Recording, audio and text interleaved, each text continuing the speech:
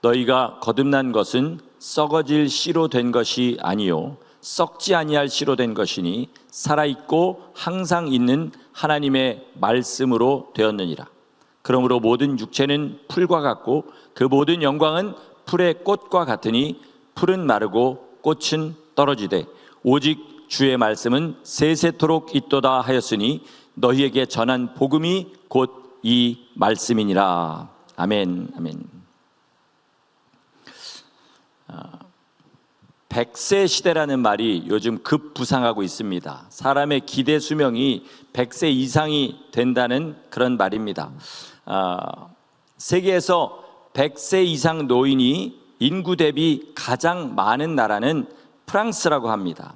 10만 명당 33명이 조금 넘는다고 해요. 그 다음이 어디냐면 우리가 잘 아는 일본입니다. 10만 명당 28명 정도가 된답니다. 그런데 지역별로 어떤 특정 지역에서 10만 명당 100세 이상 인구가 가장 많은 곳은 일본의 오키나와 현이라는 곳이라고 해요. 자그마치 10만 명당 58명이 100세 이상이라고 합니다. 이렇게 100세 이상의 선두주자인 일본에서 설문조사를 했습니다. 그것은 20대에서 60대까지를 대상으로 이런 질문을 하는 거예요. 뭐라고 물어봤냐면 당신은 100세 이상 살기를 원하십니까? 라고 질문을 했습니다. 여러분 얼마나 많은 사람이 그러기를 원합니다라고 대답했을까요? 그렇다고 대답한 비율이 22%. 나는 절대 100세까지 살고 싶지 않다라고 대답한 사람이 78%라고 합니다. 같은 질문을 우리나라에서 했습니다. 참고로 우리나라는 10만 명당 100세 이상 인구가 7명이 채 안 됩니다.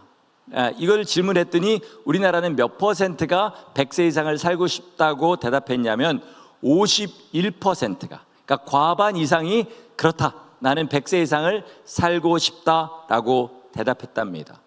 여러분 이 두 차이가 어디에서 왔다고 보십니까?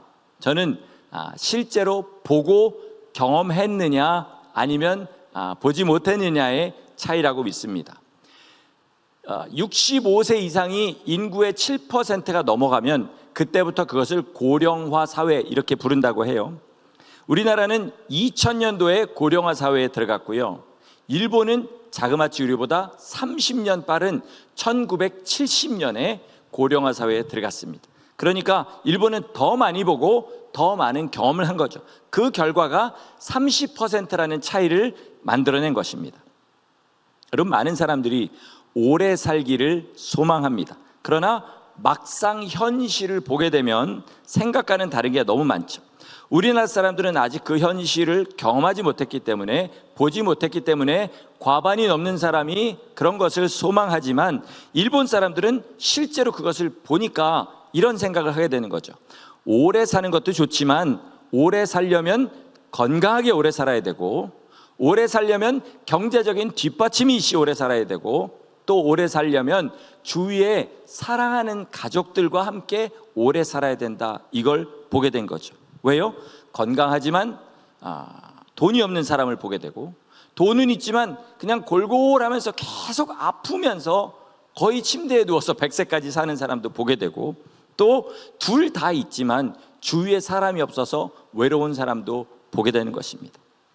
왜 이렇게 서론이 길었냐면 우리가 세상에서 바라는 것들이 막상 이루어 놓고 보면 별것 아니라는 것을 알게 된 일이 참 많습니다. 제가 유학생으로 미국에 와서 돈이 정말 없었을 때 한 달 수입이 이만큼만 되면 얼마나 좋을까라고 생각했던 적이 있어요. 지금은 그때보다 훨씬 낫지요. 그러나 그때가 훨씬 더 행복했습니다. 왜냐하면 그때는 정말 예수님 믿고 앞뒤 안 가리고 아침마다 일어나면 심장에서 불이 나오는 것처럼 그렇게 살았거든요. 그러니까 나를 행복하게 해주는 것은 경제적인 여유가 아니라 지금 내 안에 주님이 역사하시느냐 역사하시지 못하냐는 것을 알게 된 것입니다. 한국에서 1000억 이상 가진 사람들을 주로 상대하는 변호사가 익명으로 이런 인터뷰를 했습니다. 뭐라 그러냐면 자기 클라이언트, 그러니까 1000억 이상 가진 자기의 클라이언트의 대부분이 수면제가 없으면 잠을 자지 못한답니다. 그 주된 이유 중에 하나가 뭐니까 한 달 평균 변호사니까 그 사람들 그걸 제일 알죠. 2.3건의 소송이 있대요. 한 달 평균. 대한민국에서, 미국도 아니고 대한민국에서 법정을 한 달에 2.3회, 그러니까 1년에 그걸 12로 곱하면 28일. 2월 달 한 달을 날마다 법정에 왔다 갔다 하는 것, 그렇게 살고 있다는 거예요. 그러니까 잠을 못 자는 게 너무나 당연한 거죠. 여러분, 이 세상에 사람들이 바라는 것을 8글자로 한자로 하면 이겁니다. 무병장수 부귀영화. 그렇죠? 그런데 막상 그것을 이룬 사람들의 삶을 보면 행복하지 않습니다. 불행한 사람이 훨씬 더 많아요. 그러면서도 나는 그렇지 않을 것이다. 그것을 뻔히 내 눈으로 보면서도 나는 절대로 그렇지 않을 것이다 라고 생각하면서 평생 무병장수 부귀영화를 쫓아가다가 이루면 그것 때문에 후회하고 이루지 못하면 이루지 못해서 슬퍼하는 것이 인생의 비극인 것입니다. 자, 여러분, 여기까지 들으시면서 우리 인생의 가장 큰 문제가 뭐라고 생각하십니까? 저는 땅에서 보장된 것이 아무것도 없는 것, 이것이 우리 인생의 문제라고 믿습니다. 보장된 건 딱 하나입니다. 여러분, 우리 인생에게 보장된 것 딱 하나 있습니다. 뭐죠? 죽는다는 겁니다. 믿음으로 생각하면 또 하나 보장된 게 있어요. 죽은 다음에 심판이 있다는 것입니다. 여기까지는 모든 사람들에게 다 똑같아요. 반드시 죽고 반드시 심판에 들어가게 됩니다. 그런데 우리 하나님께서는 신실하십니다. 우리 하나님께서 신실하시다는 것은 무슨 말이냐? 하나님이 하신 약속은 세상에 어떤 일이 있어도 반드시 이루어진다는 뜻인 줄 아셔야 됩니다. 오늘 본문에서 주님의 말씀은 세세토록 있다. 이게 무슨 말이냐면 성경이 세세토록 있다는 게 아니라 주님이 한 번 하신 말씀은 영원히 유효하다. 그렇기 때문에 말씀하신 대로 반드시 이루어진다, 이 말씀인 것을 믿습니다. 여러분, 복음은 정해진 결말로 가득 차 있습니다. 이 세상이 이제 앞으로 될 건지, 우리 인생이 어떻게 될 건지 하나님께서 정해놓으신 결말로 가득 차 있다는 거예요. 복음만 죽음 이외에 우리 인생에게 보장된 유일한 약속입니다. 저는 다른 목사님들 설교를 많이 듣습니다. 근데 설교를 들을 때요, 이런 기대는 안 해요. 오늘 뭔가 내가 모르는 새로운 것을 알게 돼서 내 인생이 확 변하겠지, 이런 기대를 하고 듣지는 않아요. 왜 그러냐면 정답은 이미 복음 가운데 우리 하나님께서 어린아이도 이해할 수 있게끔 쉽고 명료하게 우리에게 갈 길을 주셨기 때문입니다. 그래서 설교 제목만 봐도 그 설교자가 어떤 말씀을 전하려고 하시는지 압니다. 그리고 대부분 그 예상을 벗어나지는 않아요. 설교가 뭐냐? 이미 정해진 하나님의 말씀을 가지고 그 정해진 곳에 사람들이 발을 들이고 자기의 삶을 맡길 수 있도록 선포하고 호소하고 사람들의 마음을 움직이는 것입니다. 그래서 제가 설교를 듣는 이유는 나도 어떻게 하면 이 정해진 정답을 우리 성도님들에게 더 분명하게 선포해서 이 복음 가운데로 성도들을 인도할까, 이것을 배우고 싶어서 설교를 듣고요. 두 번째는 한 사람의 성도로서 저도 제 완악한 부분들이 은혜 받고 더 깨지고 더 예수님을 닮아가기를 원해서 설교를 듣습니다. 여러분도 이 시간에 그 마음으로 설교를 들으시기를 바랍니다. 그래서 열심히 아멘하고 열심히 마음에 새기고 저 매주 똑같은 설교같이 들리는 그 말씀 가운데 오늘 내가 붙잡고 내 삶을 변화시켜야 될 것이 무엇인지 이것을 들으려고 설교를 들으셔야지, 단단한 내 마음 어떻게 한번 변해보기를 바라는 막연한 그런 심령을 가지고 들으시면 물론 그런 역사가 있을 수도 있지만, 그러나 하나님의 말씀 가운데 내 삶에 붙들 것이 무엇인지 그렇게 귀를 세우고 말씀을 들을 때 그 말씀이 여러분의 삶을 조금이라도 주님 닮게 변화시킬 줄 믿으시기 바랍니다. 자, 그래서 어지간히 오래 신앙생활 하신 성도님들도 설교를 들으실 때 오늘 뭔가 새로운 걸 듣기를 바라지는 않으실 거라고 믿습니다. 다만 내 마음이 움직여서 도저히 안 되는 내 삶, 도저히 주님 닮고 싶어도 닮아지지 않는 이 삶을 조금이라도 변화하기를 바라는 마음으로 설교를 들으실 줄 믿습니다. 자, 제가 지금 하고 싶은 말은 뭐냐면요, 하나님께서는 절대로 말씀을 이해하기 힘들도록 만들지 않으셨다는 거예요. 왜요? 잘 생각해 보세요. 하나님 우리를 어떻게 구원하셨습니까? 아들을 십자가에 못 박아서 죽이심으로. 더 깊이 들어가면 하나님께서 육신을 입고 이 땅에 오셔서 우리를 위하여 그 모진 고난 당하심으로 우리에게 구원을 베푸셨어요. 그런데 왜 말씀을 어렵게 만들어서 그걸 이해해야만 구원을 받을 수 있도록 그렇게 하셨겠습니까? 그래서 마태복음 6장 25절은 이렇게 말씀합니다. 우리 주님께서 하신 말씀입니다. 그때 예수께서 대답하여 이르시되 천지의 주제이신 아버지여, 이것을 지혜롭고 슬기 있는 자들에게는 숨기시고 어린아이들에게는 나타내심을 감사하나이다. 오늘 아침 일부에도 이게 잘못 올라왔는데 보니까 이게 마태복음 11장 25절입니다. 제가 6장 25절로 줘가지고 잘못 올라온 거니까 제 잘못입니다. 죄송합니다. 여러분, 복음이 이렇게 어린아이도 이해할 수 있도록 주셨습니다. 무슨 말이냐면 해라 마라가 분명하시다는 말이에요. 복음이 이렇게 단순하고 명료하기 때문에 우리에게 소망이 되는 것입니다.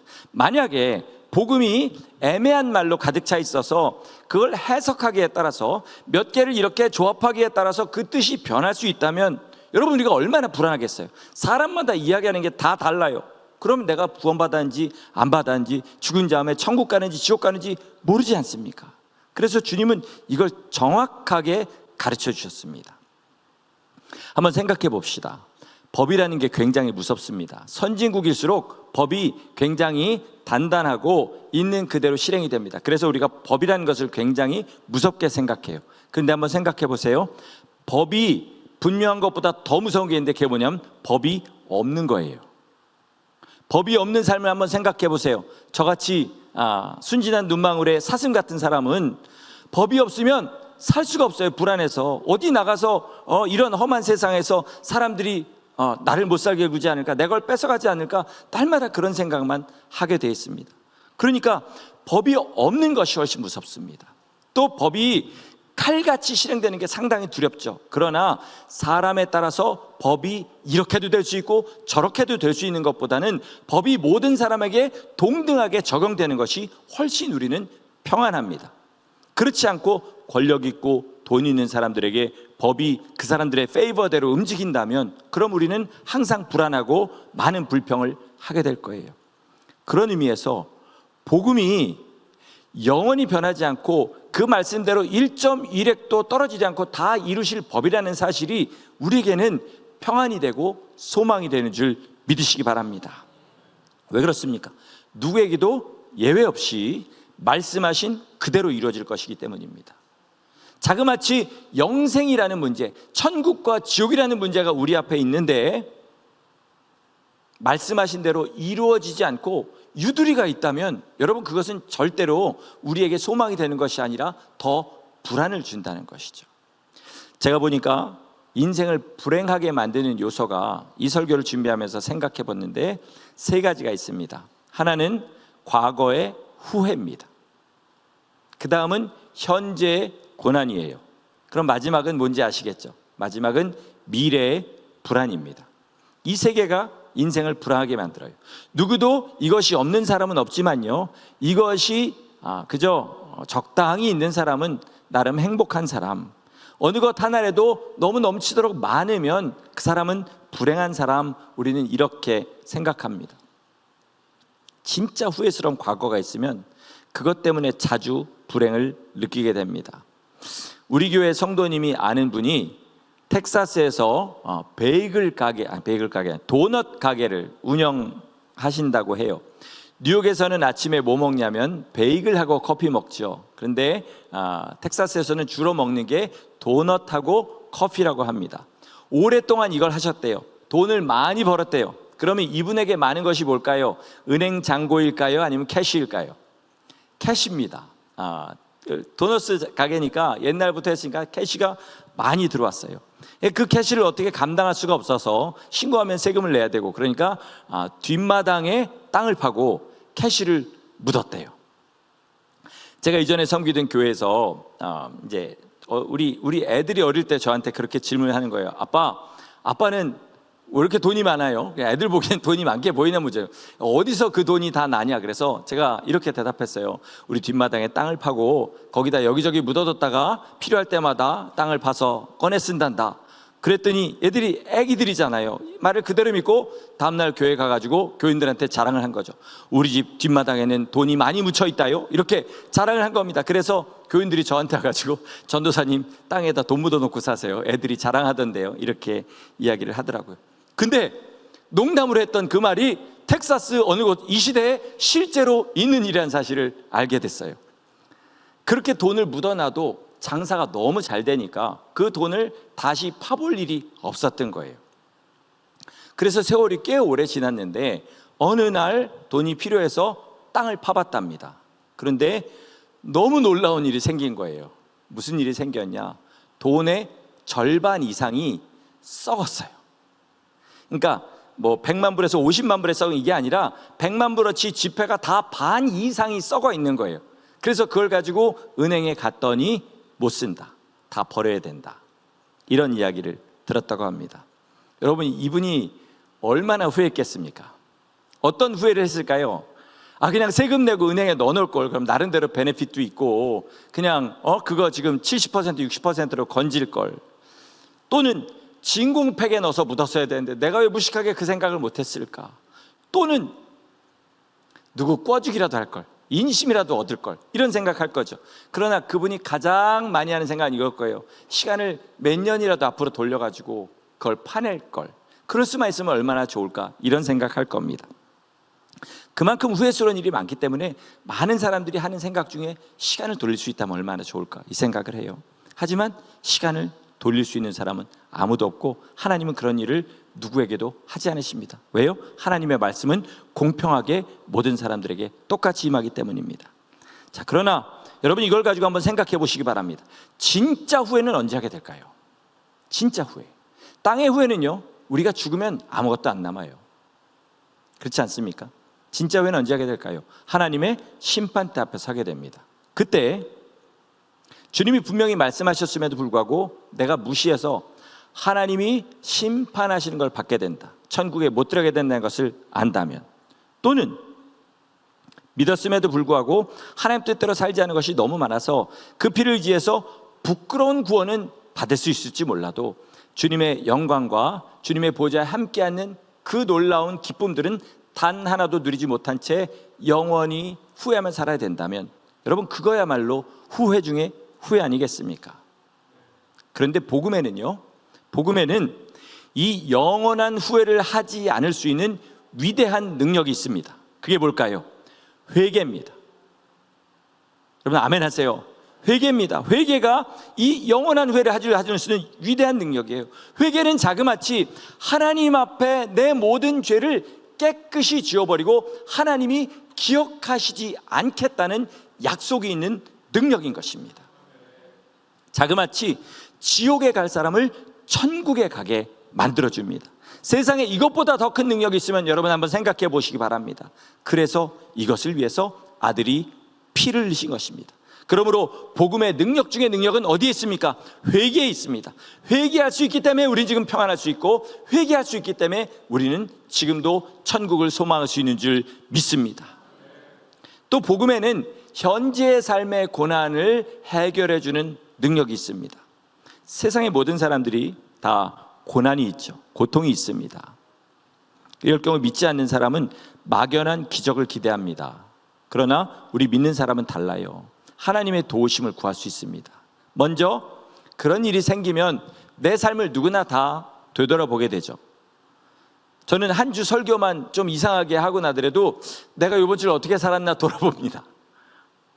그렇죠. 여러분들 삶에서 어떤 문제가 생겼든 내가 요즘 뭘 하고 사는지 돌아보게 되죠. 그리고 마음에 오는 것들을 주님 앞에 회개합니다. 그리고 이제 나 주님 뜻대로 이렇게 살지 않고 이것과 싸우며 살겠습니다, 결단하고 주님 도와주시옵소서 기도합니다.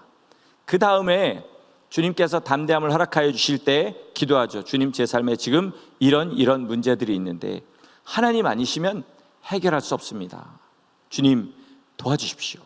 하나님이 살아계셔서 내 삶 가운데 역사하신 것을 증거하여 주셔서 제가 담대히 하나님의 증인으로 살 수 있도록 인도해 주십시오. 이렇게 기도할 수 있는 거죠. 삶의 절망을 당할 때요, 도저히 이 절망은 빠져나갈 길이 없어 보이는 절망들이 있습니다. 아까 말씀드린 대로 과거로 돌려가지고 이걸 고치기 전에는 내 이 마음은 도저히 어떻게 할 길이 없어, 이런 절망들도 있어요. 그러나 여러분 잘 생각해 보시면요, 하나님께서 역사하시면 사막에 강물이 흐르게 됩니다. 바다에 걸어갈 수 있는 길이 생기게 돼요. 그리고 선지자에게 말씀하실 때는 하늘에 창을 내시는 하나님이라고 했습니다. 여러분, 하나님의 위대한 능력 중에 능력이 뭔지 아세요?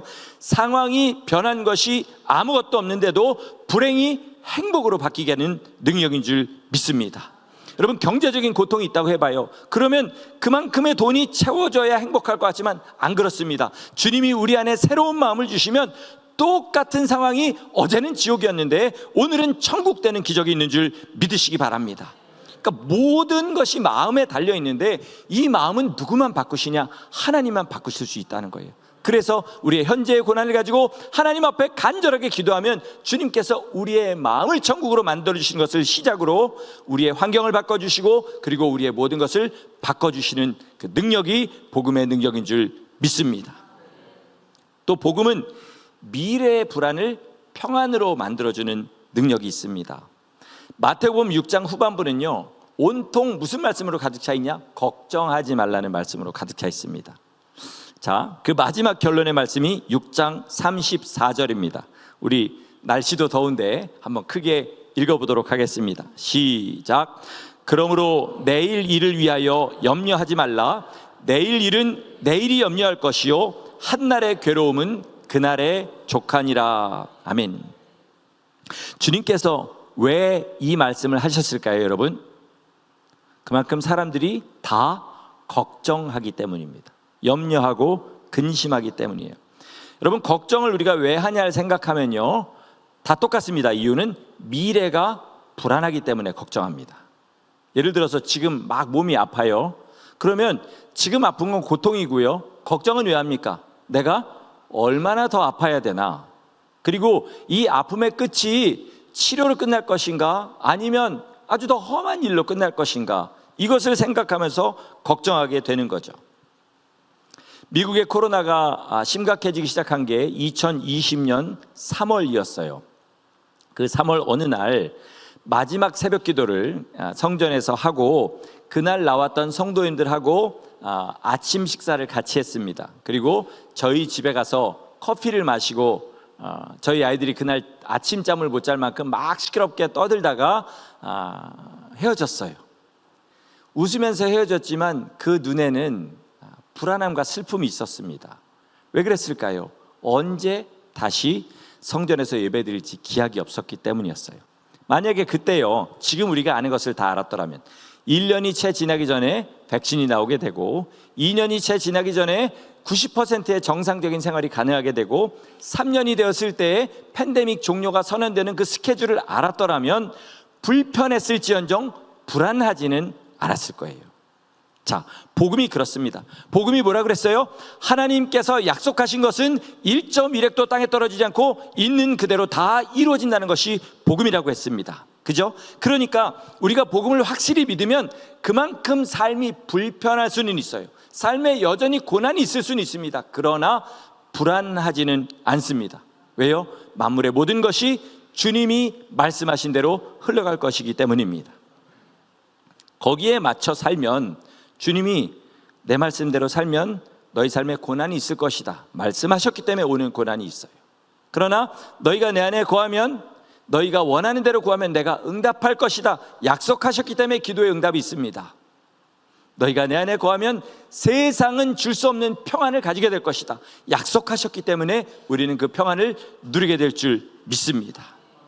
그러니까 성경의 말씀대로, 복음의 말씀대로 살면 성경에 말씀하신 고난이 있을 것입니다. 성경에 말씀하신 재림이 있을 것입니다. 성경에 말씀하신 심판이 있을 것입니다. 그리고 성경에 약속하신 믿는 자에게 따르는 구원이 있을 것입니다. 이렇기 때문에 우리는 평안 가운데 거할 수 있는 것입니다. 영원한 천국에 들어가면 눈물이 없고 근심이 없고 질병도 없고 고난도 없이 영원한 기쁨으로 주님만 찬양하게 됩니다. 제가 어떻게 할까요? 성경에 써 있습니다. 저는 거기에 맞춰서 제 삶을 살아가는 사람이 되기를 간절히 소원하고, 여러분도 그런 성도들 되시기를 간절히 소원합니다. 그게 지금 제가 이 단에서 복음을 외치는 이유인 것입니다. 그러니까 복음에는 엄청난 능력이 있죠. 회개로 과거를 지울 수 있어요. 그리고 하나님의 도우심을 구해서 현재의 내 어려움에 도움을 받을 수 있습니다. 그리고 믿음으로 말미암아 미래의 모든 불안을 소망으로 바꿀 수 있습니다. 얼마나 꿈과 같은 능력입니까? 그런데 이 복음이 되려면 반드시 선행돼야 될 조건이 있습니다. 그것은 여러분도 이미 아시는 거고 여지껏 제가 말한 것입니다. 그것은 믿음이 실제가 돼야 된다는 거예요. 관념이 되지 않고 설교단에서 외쳐지는 말씀이 되지 않고, 그리고 성경에 써 있는 말씀으로 끝나지 않고 그 믿음을 따라 내 삶을 계획하고 순종하고 나가야 되는 거예요. 코로나 바이러스가 눈에 안 보였지만 밖에 나가면 위험하다고 하니까 마스크를 쓰고, 나갈 일이 있으면 마스크 쓰고 나가고, 어떤 사람은 그 5갤런짜리 물통 있잖아요. 그거를 잘라가지고 거기다가 머리를 집어넣고 그렇게 다니는 사람도 있었어요. 그 마스크를 구하지 못하니까 여성분들 속옷, 윗 속옷을 갖다가 마스크로 대신 전철에서 쓰고 다니는 그런 흉악한 사람들도 있었습니다. 왜 그런 부끄러운 짓을 합니까? 코로나 걸리면 죽을 거라는 믿음 때문이잖아요. 그렇다면 복음에 말씀하신 것들이 내 삶 가운데서 그대로 순종되지 않는다면, 그러면 불안함이라도 있어야 되는데 그것조차 없는 성도들이 이 밖에는 너무나 많은 거죠. 우리는 그렇지 않음을 인하여 감사하시고, 혹시라도 내가 그렇다면 그 삶부터 돌이켜야 되는 줄 믿으시기 바랍니다. 베드로후서 3장 11절 12절 말씀을 보도록 하겠습니다. 이 모든 것이 이렇게 풀어지리니 너희가 어떠한 사람이 되어야 마땅하냐? 거룩한 행실과 경건함으로 하나님의 날이 임하기를 바라보고 간절히 사모하라. 아멘. 모든 것이 이렇게 풀어진다는 말은 무슨 말이냐면요, 앞에 한 말이에요. 하늘이 큰 소리로 떠나가고 땅에 있는 모든 천지 만물이 불에 살라 없어지게 된다. 불바다가 된다. 모든 것이 이렇게 풀어지게 된다. 그러면 너희가 어떠한 사람이 되어야 마땅하냐? 자, 이 말은 뭐냐면 이 세상이 다 멸망할 거고 다 불바다가 된다면, 그리고 우리 인생이 그렇게 끝나면, 그것을 믿는다면 너희들의 그 다음에 당연한 삶은 뭐가 돼야 되냐라고 묻는 거예요. 그리고 답을 주죠. 거룩한 행실과 경건함으로 하나님의 날이 임하기를 바라보고 간절히 사모하라. 내 안에 그게 있습니까? 그러면 믿는 거고요. 없다면 안 믿는 겁니다. 왜요? 이게 믿는 사람에게 당연히 일어나는 일이라는 거죠. 복음이 어렵게 들리는 것은 왜냐하면 내가 그만큼 하나님께로부터 멀리 떨어져 나왔기 때문에 그래요. 무슨 말인지 아시죠? 돌아온 탕자가 타국에 가 있었습니다. 쥐염 열매를 먹으면서도 거기서 어떻게든 살아보려고 했어요. 왜? 너무 멀리 갔거든요. 그런데 더 이상은 안 되겠다는 걸 깨닫게 됩니다. 그때 아버지 집으로 거짓골을 하고 돌아가기로 마음을 먹는 거예요.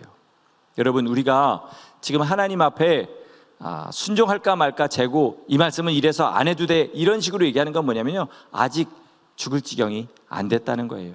내가 얼마나 지금 위험한 상태에 있다는 걸 모른다는 거죠. 그러나 그것을 깨닫게 될 때 주님 앞에 돌아가시면 바로 상거가 먼데 내 마음을 돌리면 아버지께서 버선발로 나오셔서 우리를 안아주시고, 우리 손에 가락지를 끼워주시고, 손에 신발을 신겨주시고, 송아지를 잡아서 잔치를 베푸시는 영원하신 아버지라는 사실을 믿으시기 바랍니다.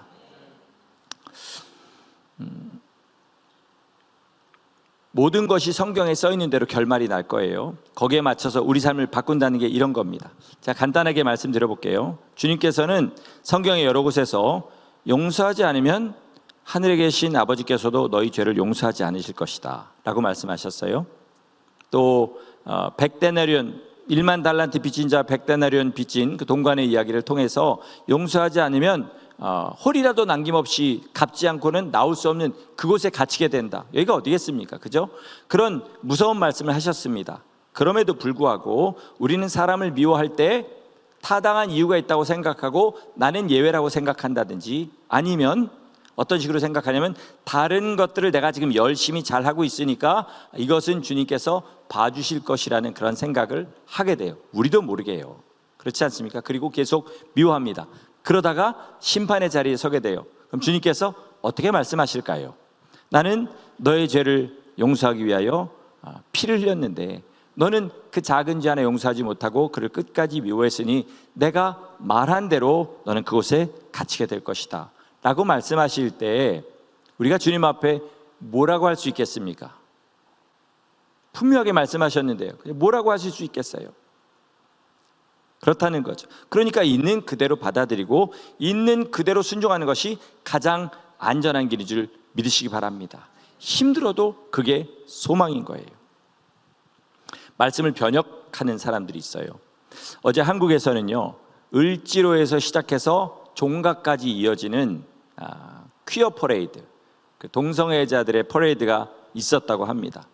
어떤 성도가 그 반대 시위에 피켓을 들고 이렇게 참여를 하고 나서 분노하면서 한 말을 들었어요. 뭐냐면 올해는 이런 사람들이 되게 많더래요. 교회 팻말을 들고 나와서 반대 측에 서 있는 게 아니라 퀴어 쪽 앞쪽에 서서 교회 팻말을 들고 그렇게 걸어가는 사람들이 많더랍니다. 그 뒤에는 성경 구절을 써가지고 또 걸어다니래요. 하나님은 사랑이시니라. 그 뒤에는 더 기가 막힌 사람이 있는데 외친대요. 뭐라고 외치냐면 예수 천당 불신지옥. 그렇게 외친대요. 이게 무슨 말이에요? 동성애자들을 하나님이 사랑하시고 인정하시고 그들의 결혼을 주님께서 축복하시는데 너희가 만약에 그걸 인정하지 않으면 너희는 예수를 믿지 않는 거니까 지옥 간다, 이 얘기하는 거예요. 그렇죠. 더 기가 막힌 이야기 하나 해드릴까요? 최근에 제가 지난주에도 말씀드렸지만 이 교회가 속한 교단인, 우리 교회 말고 이 주인교회 UMC 교단에서 동성 목회자 안수를 포함한 동성 결혼 관련 교단법을 다 통과시키고 유나이티드 메서디스트 처치하고 글로벌 메서디스트 처치 두 개로 갈라졌어요. 그래서 UMC는 동성 찬성, 글로벌은 반대, 이렇게 찬성 반대가 됐습니다. 이거를 항의하려고 한국 교회 하나가 이 교단 모임에 갔대요. 그래서 이거를 이야기하니까 여러분 놀라지 마시기 바랍니다. 너무 이렇게 뜸을 들이고 사실 안 놀라면 별 재미는 없지만 기가 막힌 이야기예요. 거기 담임 감독, 그 지역의 감독이 이렇게 얘기하더래요. 성경이 잘못됐기 때문에 동성에 대해서 잘못된 성경의 내용을 다시 고치겠다. 놀라주셔서 감사합니다. 지금 이 지경이 됐습니다. 여러분, 이런 것들을 보면서요, 분노만 하지 마시고요, 어떻게 해서 그 사람들이 거기까지 갔는지 한번 잘 생각해 보시고 경계하시기 바랍니다. 여러분, 동성애자들은 어떻게 거기까지 갔을까요? 동성애에 빠진 거죠. 빠질 때 처음에는 죄책감들이 있었을 거예요. 그러나 거기에서 주는 쾌락, 그리고 거기에서 주는 어떤 그 인생의 어떤 자유, 자기들 나름대로의 그것 때문에 그것을 빠져나오지 못하고 계속 있다가 점점 세상이 조장해 주는 거죠. 분위기를. 괜찮다, 하나님도 인정하신다, 이제는 교회까지 나와서 자기들을 서포트해 주고, 그러니까 어떻게 됩니까? 못 나오는 거예요. 그리고 어디까지 가요? 성경을 고치겠다는 데까지 가는 겁니다. 여러분, 그게 그 사람들이 우리랑 똑같은 DNA, 똑같은 하나님의 형상으로 지음받은 사람이에요. 그 사람들 중에서도 언젠가는 충만한 시절이 있었을 수 있는 그런 사람들입니다. 무당 중에 10명에 1명이 성령 받은 성도였다는 사실 여러분 아십니까? 그러다가 무당된 사람들이에요. 마찬가지로 지금 그런 사람들도 인생의 어느 순간인가는 분명히 하나님을 믿는 사람들이었다는 거죠. 여러분, 그러므로 말씀이라는 것은요, 절대로 유두리를 두셔서는 안 됩니다. 하나님께서 누구나 다 알 수 있도록 주셨기 때문에 하라는 대로 하고 하지 말라는 대로 하지 말고, 그렇죠? 탐심이 우상이라 그러면 탐심을 버리려고 온 힘을 다하고, 음란한 사람은 눈을 빼는 것이 낫다 그러면 음란을 이기기 위해서 온 힘을 다하고, 형제를 미워하는 자는 지옥불에 떨어진다고 말씀하셨으면 미워함을 없애려고 온 힘을 다해야 되는 거예요. 그게 가장 안전한 삶이죠. 그럴 때에 주님께서 우리의 삶을 인도하십니다. 여러분, 제가 이것보다 더 쉽게 복음을 설명해 드리지 못해서 대단히 죄송합니다. 여러분의 마음을 정말 따뜻한 햇볕이 비칠 때 외투를 저절로 벗게 되는 것처럼 그렇게 따뜻하게 마음의 무장을 해제하고 주님들을 따라갈 수 있도록 만들지 못하는 무능력한 설교자로서 대단히 죄송합니다. 진짜로요, 저 매번 준비할 때마다 너무 매운 것 같아가지고 매운맛을 좀 빼려고 날마다 노력을 해요. 어떻게 하면 좀 순하게 영양가 있게 성도들이 말씀을 듣고 주님 뜻대로 살려고 작정하게 만들까? 그런데 써놓고 나면 참 어렵습니다. 그러나 여러분, 여러분의 마음에 들게 하기 위해서 성경의 말씀을 바꾸는 목회자가 되기를 여러분 원하지 않으실 줄 믿습니다.